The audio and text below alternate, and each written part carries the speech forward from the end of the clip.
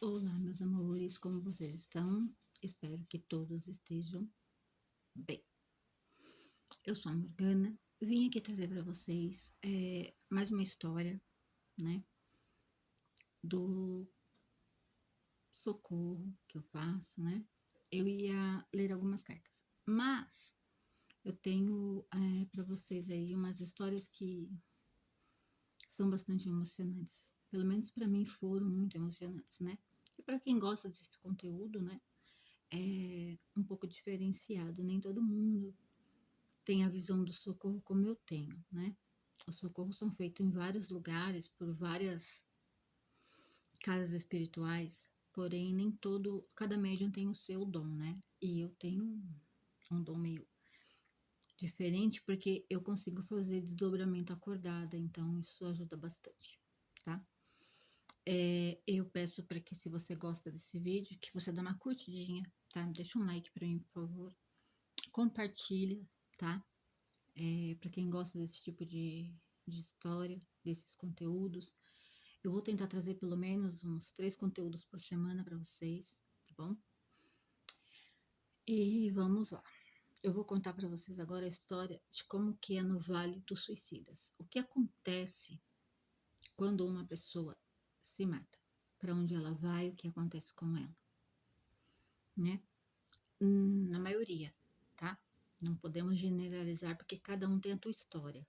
Mas no caso aqui eu vou contar a história da pessoa que eu fui socorrer. Era aproximadamente a década de 20, 1920, e era em um lugar muito, muito bonito, né? E tinha um rapaz que ele era muito bem de vida, né? A família dele era muito poderosa e ele era assim tímido, quieto. A irmã dele já era mais faladeira, brincalhona.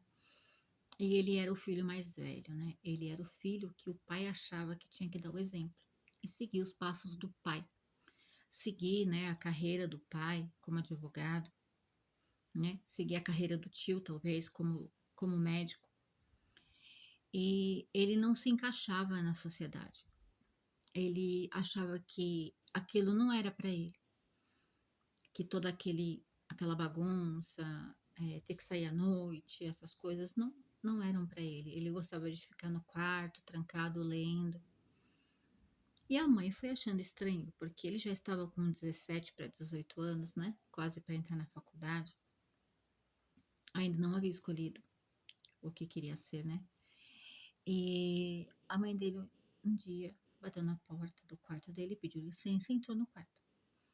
E perguntou para ele: Fabrício, por que estás aí? Por que não sai para curtir a vida? Fabrício respondeu: Mãe, me desculpe, mas a senhora tenta entender. Esta vida de boemia não é para mim. Ela riu, deu-lhe um beijo e saiu. E assim ele completou 18 anos. Foi feita uma festa imensa, muito bonita, né? Foi contratado banda para tocar na festa dele e tudo mais. As meninas estavam lindamente vestidas. As roupas da década de 1920, elas são interessantes, são bonitas. Eu, pelo menos, acho bonito, tá? Assim, pra época, é muito bonito. E, por incrível que pareça, as moças, né, as pombagiras, elas gostam muito desse tipo de roupa. Não sei porquê, mas gosto. Pelo menos a minha adora aquela cheia de trancinhas, assim, sabe, pendurada. Aí, vamos à festa. Ele estava na festa. Enquanto isso, gente, como que eu sei disso? Porque eu vejo tudo o que acontece, entendeu? Eu fico de longe com os mentores, né, com os socorristas, observando o que se passa com o espírito antes do socorro, tá? E como ele é um suicida, é mais complicado ainda para poder trazer ele à realidade. Então eu vou vendo tudo, como se fosse uma televisão na minha frente, né? Comigo é assim. E os 5 minutos que eu passo em concentração, parece que foram horas no umbral ou no lugar de socorro que eu preciso estar, depende. Tudo é muito eh, vibracional, tá? Muito vibracional. Lembre-se sempre disso. As nossas vibrações é que levam o nosso espírito para o lugar que nós vibramos, tá? Voltamos à festa. Uma festa bonita, muita bebida, muito bolo, muito doce, muita coisa. E Fabrício, quieto, no canto, sentado, triste até. De repente ele olha entrando. Seu amigo da escola, né? O Roberto. Roberto é um homem muito bonito, robusto, moreno, alto, forte. Já tinha 19 anos, né? Eles estudaram na mesma escola, porém, Roberto se formou primeiro, certo? E ele ficou observando Roberto, de terno, de chapéu, todo lindo, de azul escuro, com uma camisa bege bem clarinha, uma gravata azul escuro. Ele estava lindo. Ele tinha os olhos verdes, apaixonantes. Rapaz educado, de família humilde, mas educado. E o pai de Fabrício, que ajudava Roberto com a faculdade, porque Roberto trabalhava para o pai dele. Então eles se conheciam desde pequenos, né?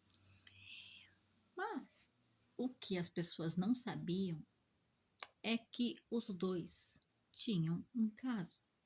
Os dois eram apaixonados um pelo outro.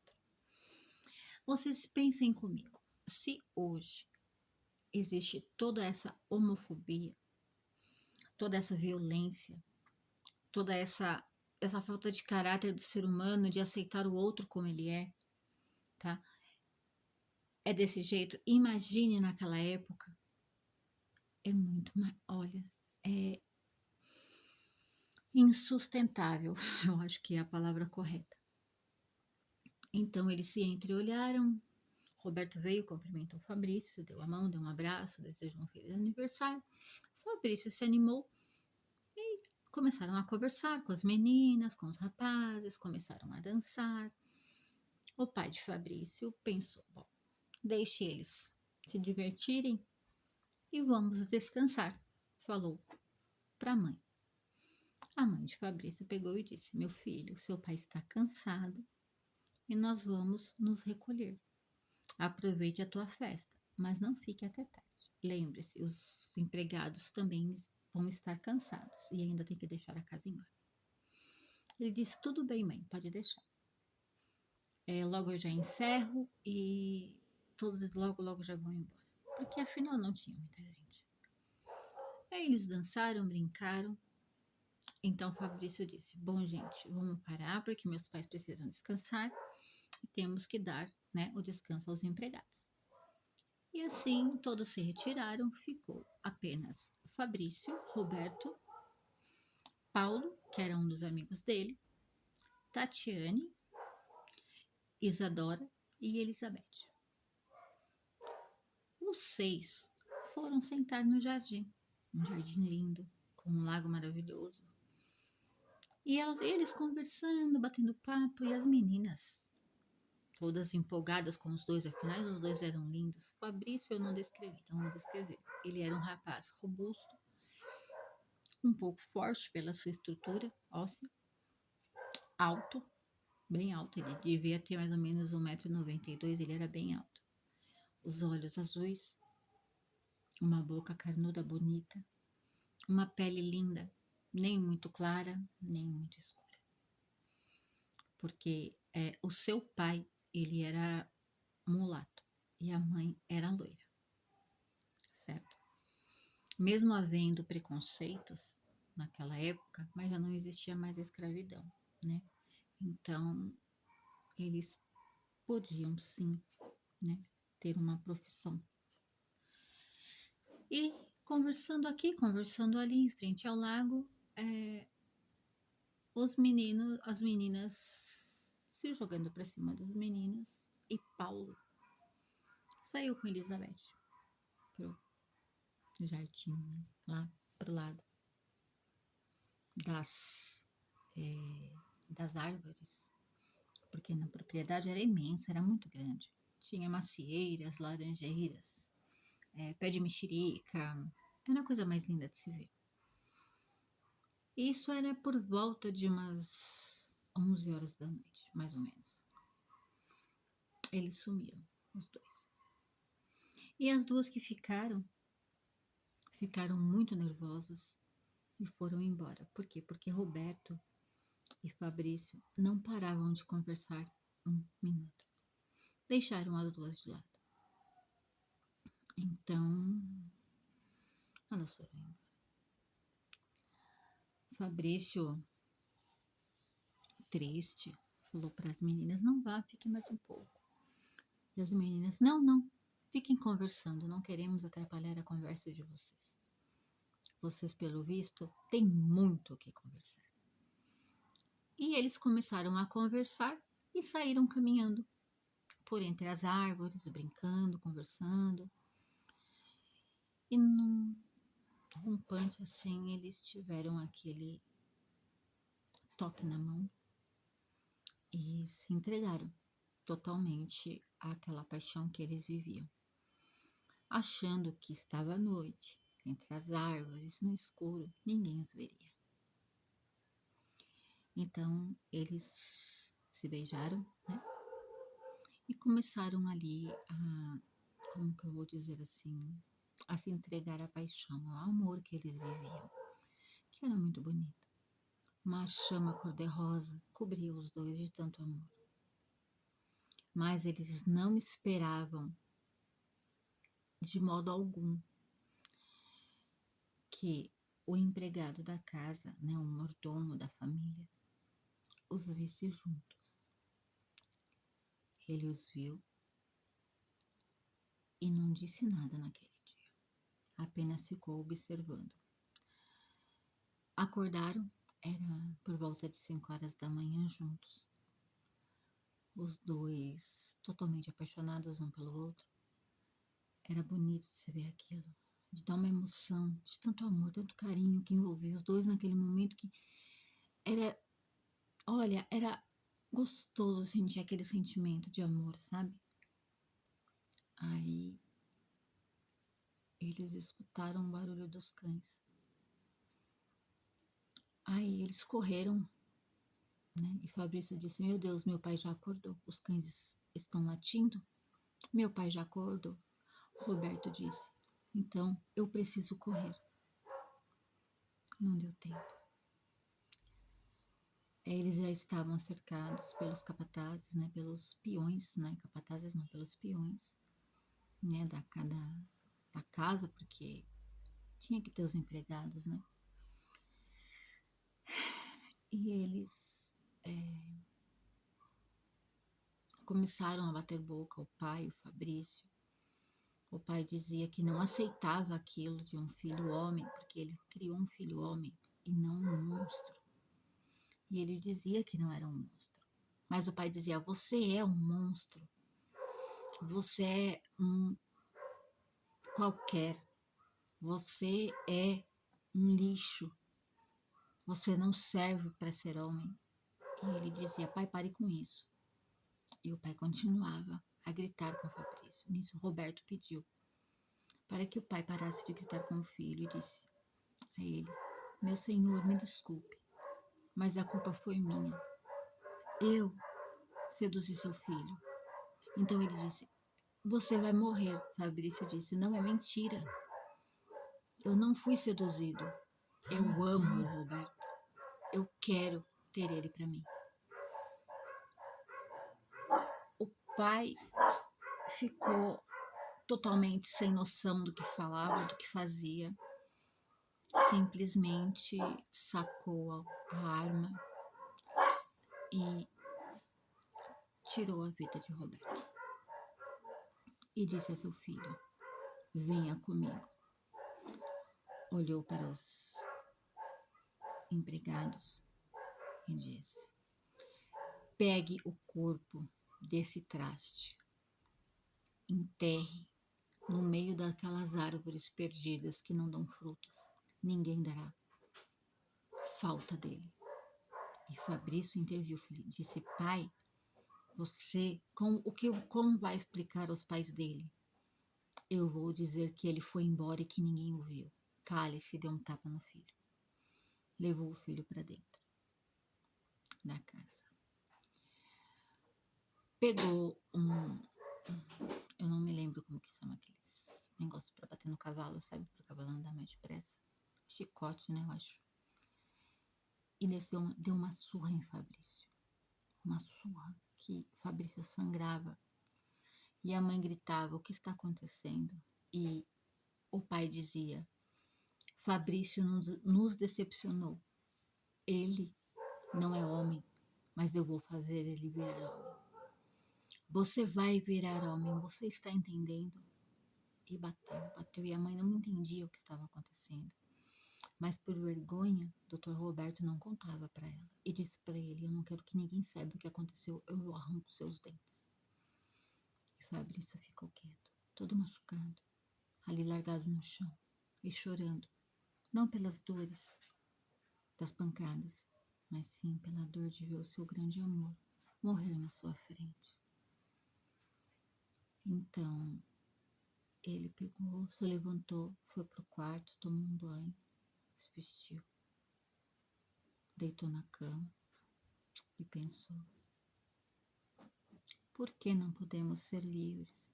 Por que não podemos amar quem queremos? Que Deus é esse que cria o ser humano, que cria o sentimento e simplesmente coloca na cabeça dos outros que nós não podemos nos amar? Eu odeio esse Deus, ele dizia. E naquele momento, sombras negras começaram a passar por ele. E eu olhando aquilo, eu dizia: nós não vamos interferir. Então, os mentores disseram: ainda não. Falei: mas nós não vamos socorrer o Roberto? Os mentores me disseram: se acalme, tenha fé, se acalme. Eu já estava angustiada, gente, porque o menino morreu. E ele estava vivendo aquele looping da morte dele já fazia muitos anos. Então eu sabia que aquilo era um loop temporal. Então o menino estava lá ainda, porque ele foi enterrado como indigente. Então ele sofria o tiro todos os dias. E eu, preocupada, calma, os mentores me disseram: você vai resgatar os dois, mas tenha paciência. Tudo bem, eu tive paciência. Então Fabrício foi até o quarto de sua mãe, pegou o vidro de láudano que ela guardava e tomou o vidro todinho. Desceu as escadas com dificuldade, olhou para o pai dele e disse: você não tem vergonha de ter um filho homem? Agora não terá mais filho nenhum. E caiu duro, como uma pedra no chão, vomitando sangue, saindo sangue pelo nariz, pela boca. Foi muito triste de ver aquilo. E aí é onde a história fica mais densa. Os mentores chegaram agora, é a nossa vez. E estávamos num piscar de olhos, no umbral, no Vale dos Suicidas. Um lugar de árvores secas, muita lama, muito sofrimento, muitos espíritos escravizados e muitos espíritos escravizadores estavam lá. E eu olhei e falei: meu Deus, é o Fabrício. Eu já sabia quem era. E ele disse: você tem que convencê-lo a ir conosco. Eu falei: eu vou fazer o possível, porque ele já pagou o preço de ter tirado a própria vida. Ele precisa sair daí. Ele rogou por isso, mas ele tem que acreditar que as preces dele foram ouvidas. Eu disse: tudo bem. Me abaixei, conversei com ele e disse: foi. Ele olhou pra mim e falou: "Você é um anjo?" Eu falei: "Não, tô bem longe disso. Nem chego perto." Aí ele: "Mas você não está suja, você não está lamacenta e você tem uma cor. Por que que você está com essa luz azul em torno de si?" Aí eu disse: "É porque assim você consegue me diferenciar diante de todos esses que aqui estão." Ele: "Qual o seu nome?" Aí eu falei: "O meu nome?" Ele: "Sim, porque você falou o meu nome." Eu falei: "É Fabrício o seu nome, não é?" Ele: "Exatamente." "E qual o seu?" Eu falei: "Eu me chamo Morgana." Ele disse: "Morgana, por que que eu tenho que estar passando por isso? Qual é o sentido de amar, ser amado e passar por tudo que eu passei e ainda ficar tantos anos neste lugar horrível? Sofrer tudo que eu sofri. Apanhei, passei fome, frio, fiquei doente." Eu disse para ele: "Porque você tirou sua própria vida e a vida é valiosa. Não podemos fazer isso." Ele perguntou para mim: "E como viver sem amor?" Eu falei: "Você não estava sem amor. Se você tivesse continuado, saberia que foi amado. E saberia sim que ele estaria lhe esperando, porque ele não teve culpa do que aconteceu." Então ele me olhou nos olhos e disse: "Você está dizendo que ele não está aqui?" Eu falei: "Não, ele não está aqui, meu amigo. Venha comigo. Você não pediu por socorro? Você não orou pedindo ajuda? A ajuda chegou, mas você confia em mim?" Ele disse: "Olha, não sei, mas vou confiar." Falei: "Então tá bom, então vamos." Peguei na mão dele, dei-lhe um passe e ele já não estava mais sujo, nem lamacento, nem nada, nem machucado, nada, ele já estava limpo. Então um grande portal se abriu e passamos com ele por esse portal. Ele olhou para mim e disse: "Onde está Roberto?" Pensei, mas não falei. Boa pergunta. Então, na minha mente, os mentores disseram: "Agora vamos buscar Roberto." Eu falei: buscar Roberto?" "Sim, ele está perdido vagando na terra." Aí o Fabrício dizia para mim assim: "O que que está acontecendo?" Eu: "Nada, fique tranquilo." Aí ele: "Por que que só você vibra azul?" Aí eu disse para ele: "Porque eu sou encarnada. Eu ainda vivo na Terra." Aí ele: "Como se faz isso?" Eu falei: "Olha, nem eu sei direito, mas eu sei que isso é o que Deus preparou para mim. Você acredita em Deus? Então, Deus preparou isso para mim."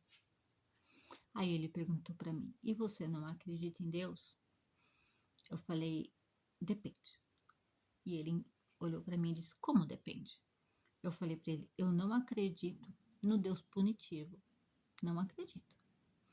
Eu não acredito num Deus que dá câncer, eu não acredito num Deus que faça mal. Eu não acredito nesse Deus.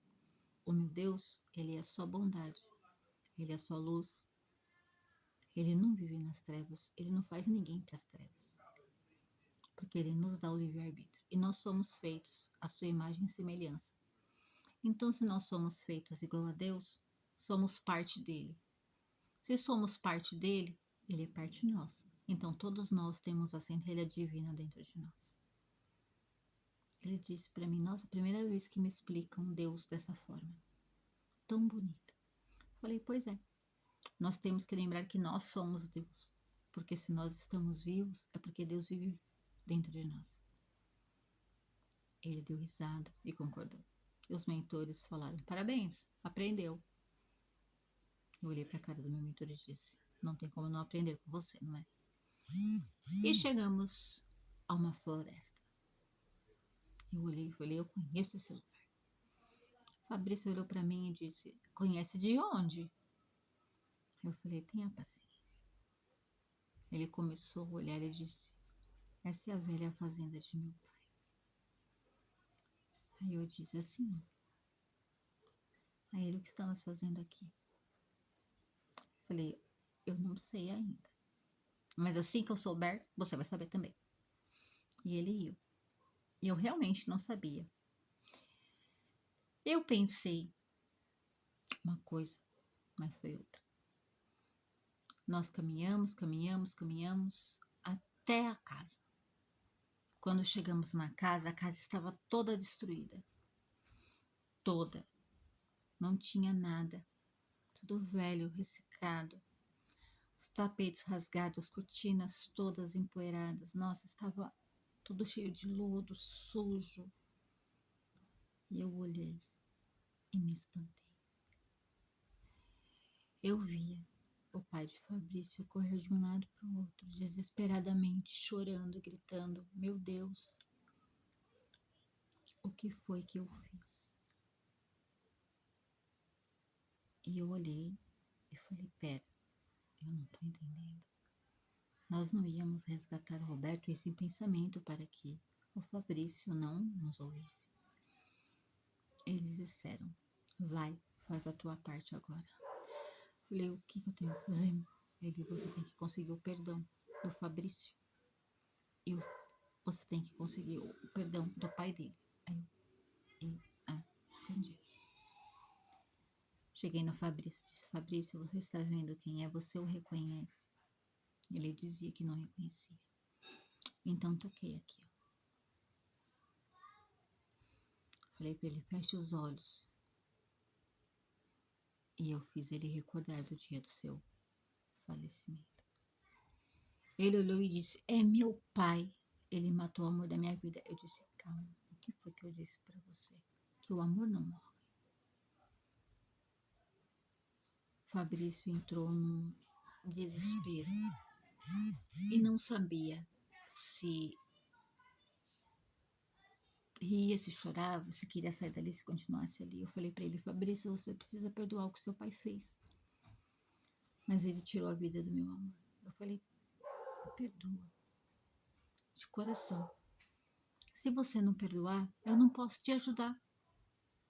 Você pediu. Então, para que eu possa te levar para um lugar melhor, você precisa perdoar seu pai. Então ele me abraçou chorando e disse: Morgana, eu não sei como perdoar. Falei: eu vou lhe ensinar. Me aguarde. Entrei na frente do pai de Fabrício e disse: oi. Aí ele: quem és tu? Falei: eu vim aqui pra gente conversar. E ele dizia: você veio trazer notícias do meu filho? Falei: isso vai depender da resposta que você vai me dar, tudo bem? Aí ele: e quem você é? Falei: eu sou Morgana. Eu sou uma socorrista e vim aqui para te ajudar. Chega de sofrer. Chega de tanto chorar, chega de tanto gritar. Vamos parar com isso. Vamos tentar ter uma passagem para o outro lado. Perdoe o que seu filho fez. Aí ele me disse em prantos: eu perdoei meu filho desde o momento em que ele caiu aos meus pés. Gente, não é fácil, tá? Não é fácil. Quando ele perdoou, eu falei: então venha comigo. Dei-lhe um passe junto com o mentor. E ele, que estava todo rasgado, velho, acabado, ele se transformou em outro homem limpo, um pouco mais jovem. E ele enxergou o filho dele. Ele enxergou o filho dele e gritou: meu filho, Fabrício, me perdoa. E eu não disse nem que era para pedir perdão pro filho dele, assim, naquela hora. Eu disse que tinha que perdoar, mas ele saiu correndo, ajoelhou aos pés do filho dele e chorava. E o filho chorava.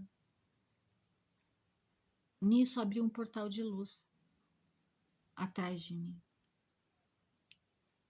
E eu não sabia o que eu fazia. Eu fiquei tão assim emocionada de ver aquilo que eu falei: vamos, eu preciso levar vocês para um lugar.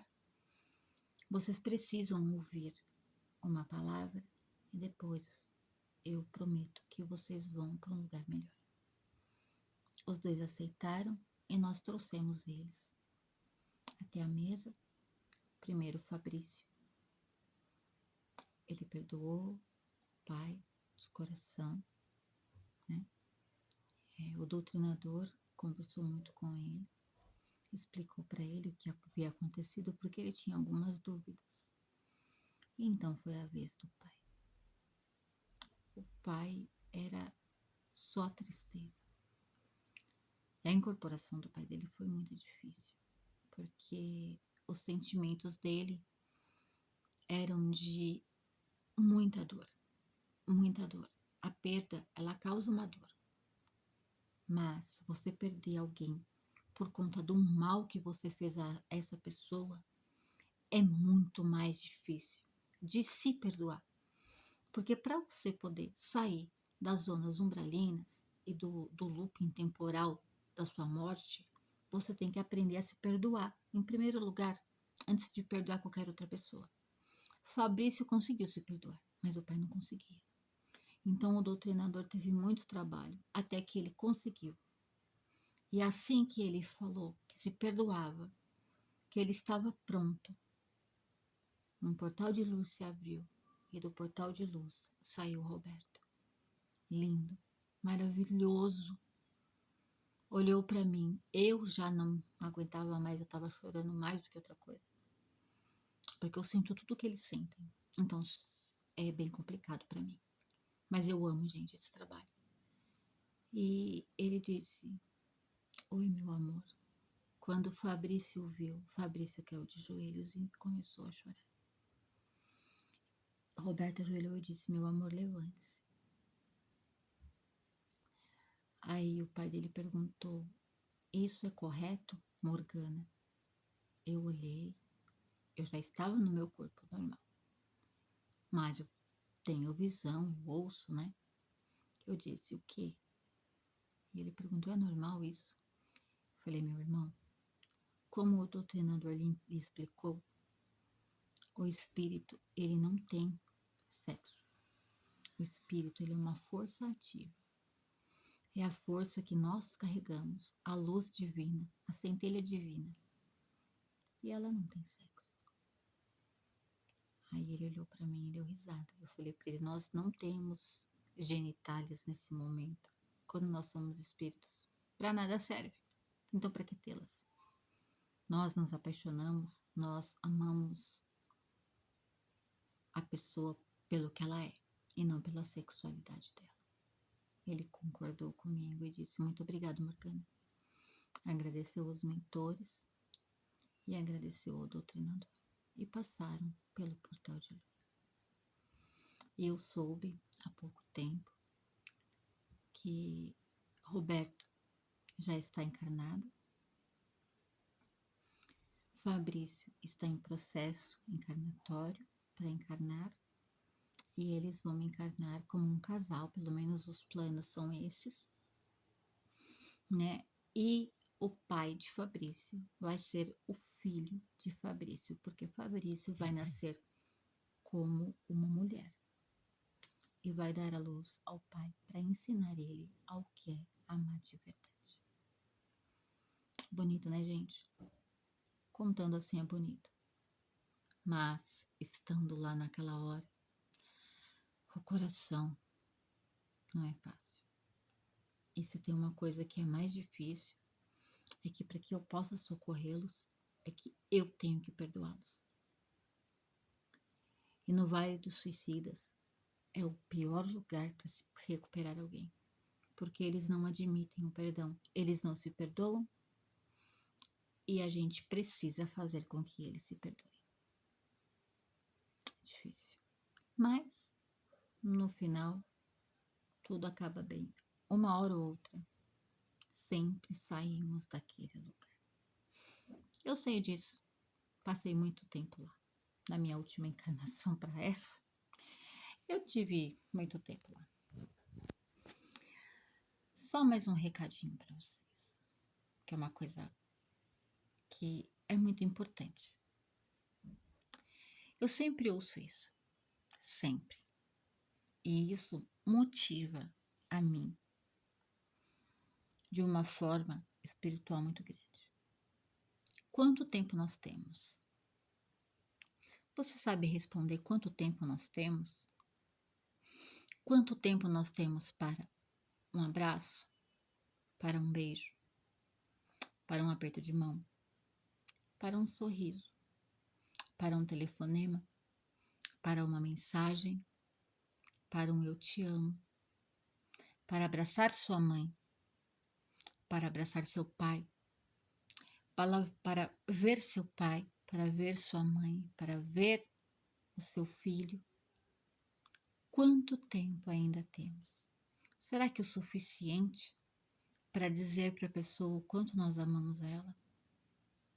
Quanto tempo ainda temos para continuar apontando os defeitos das pessoas e não sermos capazes de olhar os nossos?